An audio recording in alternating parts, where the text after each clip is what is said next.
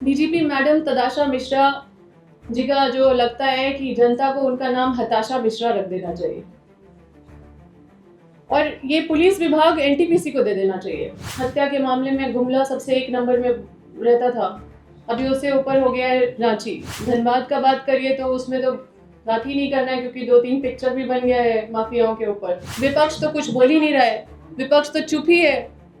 अब सोचिए कि विपक्ष कहाँ कुछ बोल रहा है, वो लोग तो संरक्षण दे रहे हैं, वो लोग तो इसमें इन्वॉल्व है। ये सारा तो ऑर्गेनाइज क्राइम है ना, ये माफिया लोग मिलके जो ऑर्गेनाइज क्राइम कर रहे हैं, इसमें पुलिस का सहयोग बिना मिले ये ऑर्गेनाइज क्राइम कैसे हो सकता है। आप लोग ऐसा कीजिए, आप लोग पुलिस का नंबर 12 रख दीजिए, क्योंकि आप लोग का तो 12 बज चुका है, तो जिसको अपना 12 बजाना है वो लोग 12 में कॉल करेंगे। जिस तरह से पुलिस प्रशासन किसी रैयत का घर तोड़ने के लिए पूरा एकदम सुपर कॉप बन के जाती है और सब प्रो एक्टिवनेस दिखाती है, बाकी मामले में भी तो आप सुपर प्रोएक्टिव सुपर कॉप बन के जाना चाहिए। ये तो एक्स्ट्रा मैरिटल अफेयर की तरह हो गया ना। अब तो आप लोग ही बात कर रहे हैं कि कब छोड़ेगा, कब डिवोर्स देगा। तहे दिल से धन्यवाद करते हैं कि समय समय पे आप लोगों का इतना सहयोग मिलता रहता है। आज मेरा जो सब्जेक्ट है प्रेस कॉन्फ्रेंस का है, वो है लॉ एंड ऑर्डर पे। झारखंड की जनता अपराधियों से परेशान है और पीड़ित भी है। आए दिन देखिए राजधानी में 8 बजे के बाद, आप देखिए रांची में भी और कई जगह पे भी 8 बजे के बाद सभी लोग दुकान बंद कर देते हैं, इस डर से कि कोई उनको लूट ना ले, और लूटे भी जा रहे हैं। आए दिन हत्या, मर्डर हो गया या फिर जबरन वसूली का केस। कल ही आप देखिए हजारीबाग में एक रेप हुआ है 13 साल की बच्ची के साथ, जो मतलब सिर्फ रेप नहीं हुआ, उसका मर्डर भी कर दिया गया, उसके प्राइवेट बॉडी में डंडा भी घुसा दिया गया।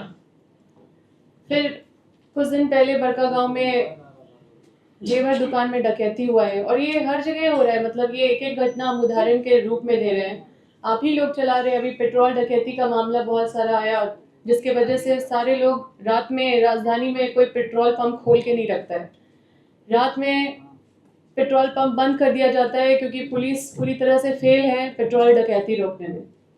चाहे वो ट्रैफिकिंग का मामला हो, चाहे वो प्रोस्टिट्यूशन का मामला हो, चाहे वो डकैती का मामला हो, चाहे वो मॉल डकैती हो, चाहे वो दुकान डकैती हो, चाहे वो किसी भी चोरी हो, दूसरा चीज हो, जैसे ड्रग्स का भी मामला बहुत सारा आप लोग सुन रहे होंगे। और इस तरह के अनेकों घटनाएं आए दिन सुनते रहते हैं। कल भी मीडिया में देखा कि जमशेदपुर में भी जो मारपीट का घटना हुआ, जो अपहरण का घटना हो सुनने को मिला। तो आप सब जानते हैं कि पहले तो हत्या के मामले में गुमला सबसे एक नंबर में रहता था, अभी उससे ऊपर हो गया है रांची। और अगर आप विश्व ख्याति में जो नाम मतलब प्राप्त किए हैं जामताड़ा, जो साइबर क्राइम के मामले में, साइबर क्राइम अपराध के मामले में सबसे आगे। और अगर आप धनबाद का बात करिए तो उसमें तो बात ही नहीं करना है, क्योंकि 2-3 पिक्चर भी बन गया है माफियाओं के ऊपर। और इस तरह से अनेकों चीजें हैं, और ये है 25 साल का हमारा झारखंड का छवि। और यहाँ पुलिस प्रशासन का जो क्रियाकलाप है, जो मतलब उसका जो कंडक्ट है, उसका जो कार्यशैली है, उसका छवि। जिस तरह से पुलिस प्रशासन किसी रैयत का घर तोड़ने के लिए पूरा एकदम सुपर कॉप बन के जाती है और सब प्रो एक्टिवनेस दिखाती है, उस तरह से बाकी मामलों में भी, मैं ये नहीं कह रही हूँ कि वो गलत कर रही है, सही कर रही है, चलिए आप बहुत अच्छा कर रहे हैं, लेकिन बाकी मामले में भी तो आप सुपर प्रोएक्टिव सुपर कॉप बन के जाना चाहिए। अब यहाँ पे जो डीजीपी का जो पद है, वो भी आप देखें कि रिटायरमेंट के बाद भी बहाल, भाड़े पे चल रहा है डीजीपी का पद। अब जो मैडम तदाशा मिश्रा जी है, हालांकि वो महिला है, हम खुद एक महिला होने के नाते मुझे अच्छा लगता है कि किसी पद में एक महिला पदासीन है और पूरे पूरे पुलिस के ऊपर एक महिला बैठी हुई है, लेकिन उनका जो हालत देख के लगता है, और इन सब चीज़ों को देखे आपको भी दिखाते हैं, जो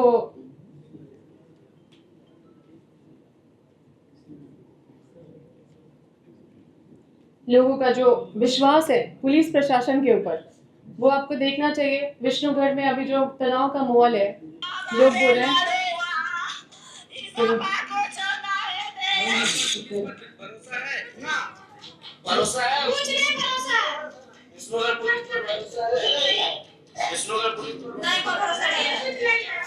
मैं आपको बस इतना दिखा रही हूँ कि लोग को भरोसा पुलिस पे अब उठ गया है। लोग पुलिस के पास जाना नहीं चाहते। पहले तो 100 नंबर था ना पुलिस डायल करने के लिए, 100 था ना, 100 बार भी फोन करने पे पुलिस उठाते नहीं थे, ये शिकायत आता था। अभी नंबर बदल के 112 कर दिया गया है। अब 112 बार भी कॉल कीजिएगा तो भी पुलिस नहीं उठाएगा। हमको लगता है कि इन लोगों को हम सलाह देना चाहते हैं कि आप लोग ऐसा कीजिए, आप लोग पुलिस का नंबर 12 रख दीजिए, क्योंकि आप लोग का तो 12 बज चुका है।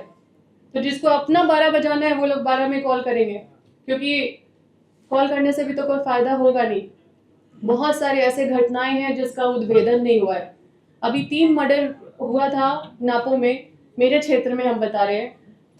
मेन क्रिमिनल लोग को बचाने का कोशिश किया गया। आप जानते हैं कि पुलिस का बोर्ड लगा के अपराधी मतलब अपराधी इतना बड़ा अपराध करके भाग भी जा रहे हैं, और अपराध करके भाग भी जा रहे हैं, और फर्जी पासपोर्ट बना के ये लोग अजरबैजान चले जा रहे हैं, तो क्या बोलते हैं, फ्रांस चले जा रहे हैं, इंग्लैंड चले जा रहे हैं, वहां की पुलिस हम लोग को पकड़ के दे रहे हैं।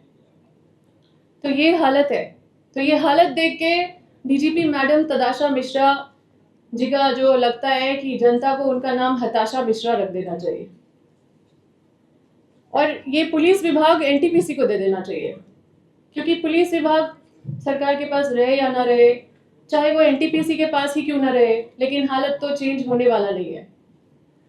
अब आप सोचिए कि रक्षक ही भक्षक बन जाए। हम तो ये बोल रहे हैं कि चलिए ठीक है, मर्डर होता है तो वो रैम्पेंट, मतलब उसको नियंत्रण नहीं कर सकते। कोई आपसी रंजिश में मर्डर कर दिया, उसको पुलिस कंट्रोल नहीं कर सकता है, हम मान सकते हैं कि चलिए उसमें आपका कंट्रोल नहीं है।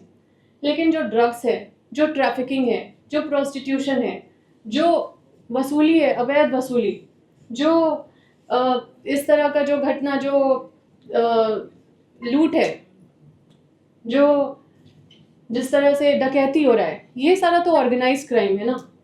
ये माफिया लोग मिलके जो ऑर्गेनाइज क्राइम कर रहे हैं, इसमें पुलिस का सहयोग बिना मिले ये ऑर्गेनाइज क्राइम कैसे हो सकता है? आप सोचिए कि पुलिस एक गिरोह को ऊपर उठाने के लिए दूसरा गिरोह को मार देती है, किसी को उठाना है तो दूसरे को मार देती है, और सुपारी लेके मारती है, और पैसा भी लेती है, मेडल भी लेती है। तो जब रक्षक ही भक्षक बन जाए, आप अर्ज कीजिएगा कि अगर भूत आ रहा है, ठीक है, भूत आता है तो आप लोग क्या हनुमान चालीसा पढ़ने लगते हैं, है कि नहीं? तो जब भूत आ रहा है और भूत ही हनुमान चालीसा पढ़ के आ रहा है, तो आप क्या पढ़िएगा? ये है यहाँ के पुलिस प्रशासन का हाल। और देखिए, हमने तो पढ़ा है कि सत्ता एक स्वतंत्र, मतलब स्वतंत्र होती है, लेकिन ये स्वतंत्र स्पॉन्सर्ड की तरफ जा रही है, स्पॉन्सर्ड स्वतंत्रता की तरफ जा रही है। मतलब कि जो स्पॉन्सर करेगा सरकार उसका, तो ऐसा नहीं होना चाहिए। और जैसे होता है ना, मीटर चालू और बत्ती गुल। आपके घर में पूरा लाइट बंद है, आपको बिजली नहीं मिल रहा है, लेकिन मीटर आपका चालू है। वैसी हालत है लोगों का कि वो टैक्स तो पे कर रहे हैं, लेकिन उनको ना नागरिक सुरक्षा मिल रहा है, ना नागरिक अधिकार मिल रहा है। तो उसको क्या बोलेगा? मीटर चालू बत्ती गुल। ये व्यवस्था बंद होना चाहिए लोगों को। आज देखिए, बड़का गांव की एक नाबालिग एक लड़की है, वो लगभग 1 महीने से गायब है, उसका कुछ पता नहीं चल रहा है। बहुत सारी ऐसे चीज में मतलब खुद मतलब एक एफआईआर कराने के लिए लोगों को इतना परेशानी झेलना पड़ रहा है। तो इन सब व्यवस्था को, ये सब कुव्यवस्था है, इसको बर्दाश्त नहीं किया जा सकता और किसी को नहीं करना चाहिए। न्याय लोगों को मिलना चाहिए, उनका पूरा अधिकार है, और इसमें पुलिस प्रशासन को पूरा लग के न्याय दिलाना चाहिए। आप देखे होंगे उनका गाड़ी, पुलिस का जो नया गाड़ी आया है, आप देखिएगा उसमें लिखा हुआ है आपकी सुरक्षा हमारा, क्या लिखा हुआ है, कर्तव्य। आपकी सुरक्षा लिखा हुआ है हमारा कर्तव्य। किसकी सुरक्षा ये नहीं लिखा हुआ है, आपकी सुरक्षा। हम तो देखे हैं कहीं कहीं नागरिक सुरक्षा लिखा रहता है, लेकिन ये आप है कौन? ये आप हम लोग तो नहीं है, जनता तो नहीं है आप। ये आप कौन है ये इनको बताना चाहिए आके। तो ये सारा जो एक छवि है, ये सारा पिक्चर आप लोगों के सामने, मीडिया के सामने, और आप ही लोग बता रहे हैं, आप लोग के ही मीडिया में चल रहा है। कल जमशेदपुर का फॉलो अप ने चलाया, न्यूज़ 18 ने चलाया, सभी लोग ने चलाया, इतने सारे पत्रकार सभी घटनाओं को दिखा रहे हैं, और आए दिन आप ही लोग के चैनल में रोज इन सब चीजों को हम लोग देख रहे हैं। तो जितना प्रोएक्टिवनेस बाकी चीजों में दिखता है, जिसमें लोग इतने परेशान होते हैं, जिसमें जरूरत नहीं होता है, लोगों का विश्वास खत्म होते जा रहा है पुलिस प्रशासन पे। इस विश्वास को बचाना चाहिए ताकि हमारा मतलब ये व्यवस्था बच सके। तो अब्बा जी, गृह विभाग सीएम हेमंत के पास है, क्या उनसे नहीं चल पा रहा पुलिस? देखिए, ऐसा लग रहा है देखने में कि पुलिस का रिमोट कंट्रोल सरकार के पास तो है, लेकिन लगता है कि बैटरी उसका, रिमोट कंट्रोल जो रिमोट है उसका बैटरी अमित शाह ले गया है। मैडम, राष्ट्रीय सचिव है पार्टी की, आपकी जो राय है वही पार्टी की भी राय मानी जाए क्या? देखिए, हम जो देख रहे हैं एक जनप्रतिनिधि के नाते, क्योंकि हमारे क्षेत्र में आए दिन घटनाएं हो रही है और हम काफी आहत हैं, लोगों को लगातार उनके साथ हम उनको मतलब उनके साथ बने हुए हैं, लेकिन ये पुलिस व्यवस्था देकर काफी दुखी हैं। इसलिए हम सोचे कि आज लॉ एंड ऑर्डर पे आप लोगों के बीच आके और ये पुलिस डिपार्टमेंट को उनका चेहरा दिखाने का जरूरत है, तो वही हमने प्रयास किया है। लेकिन अम्मा जी, बहुत समय नहीं लगते आपको लॉ एंड ऑर्डर के बारे में बताने में, बहुत ज्यादा समय लगता है। हमने हमेशा बताया, देखिए कुछ दिन पहले हम एफआईआर लेके आए थे आप लोगों के बीच में कि देखिए किस तरह से ये लोग इंडस्ट्रियल डिस्प्यूट एक्ट पे एफआईआर कर रहे हैं, जबकि इनको इतना भी ज्ञान नहीं है कि इंडस्ट्रियल डिस्प्यूट एक्ट में एफआईआर दर्ज नहीं होता है।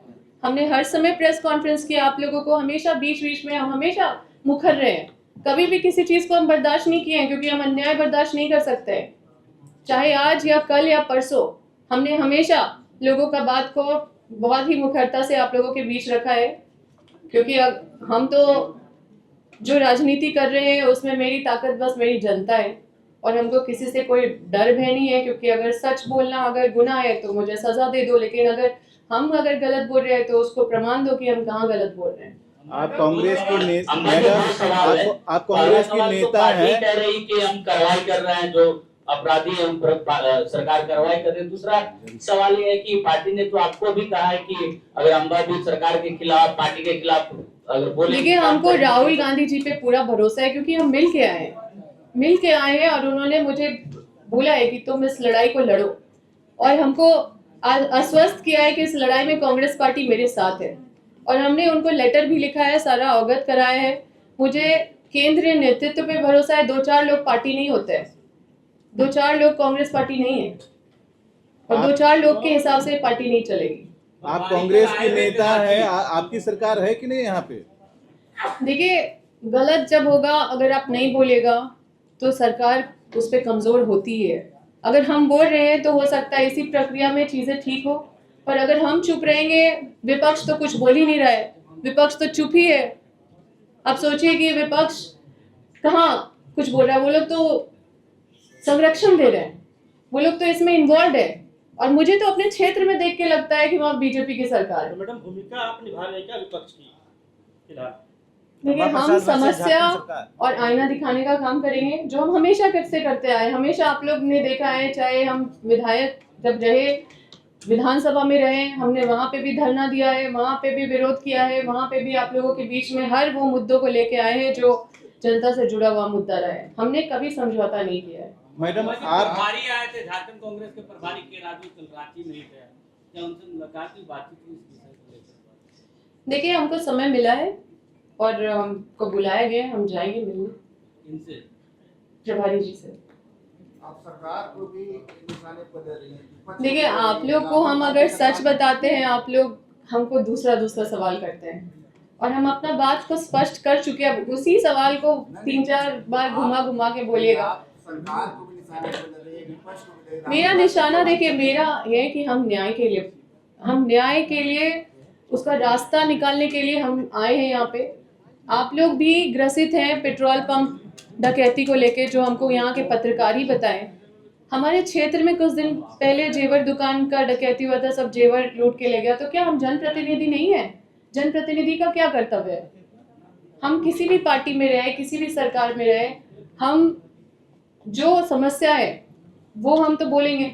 और हमें हम पूरी तरह से आश्वस्त हैं कि केंद्रीय नेतृत्व हमारे साथ है और केंद्रीय नेतृत्व के पास हम सारी चीज़ों को हमने लेटर में लिख के भेजा है। और वो एक अलग विषय है, लेकिन जो समस्या है, जिस चीज़ से आप लोग भी जूझ रहे हैं, जो रांची राजधानी में आप लोग रहते हैं, तो आप लोग खुद यहाँ देख रहे हैं।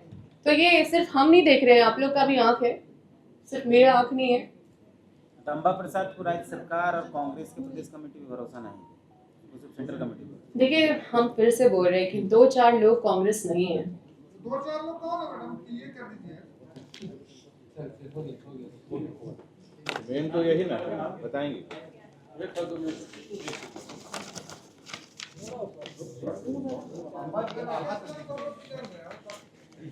आहत नहीं है, आहत है अगर तो उन लोगों के लिए है जिसके घर में अगर कोई